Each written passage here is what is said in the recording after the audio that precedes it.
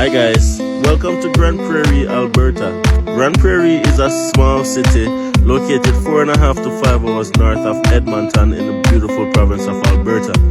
Many times we want to migrate to Canada, but we're fascinated with the bigger cities. We know them how: Toronto, Vancouver, etc, etc, etc. And we don't always think about these small cities like Grand Prairie. There's so many small cities in Canada that is really suffering labor market wise, that immigrants can have a fantastic opportunity to create a better life for themselves and for their family. But people are always fascinated with going to the bigger cities. My message to you guys today is, if you want to migrate to Canada, consider a small town, consider a small city, because this will give you a great opportunity to not only transition easier, but your journey in Canada will be a much smoother process. Check out Grand Prairie, Alberta, guys.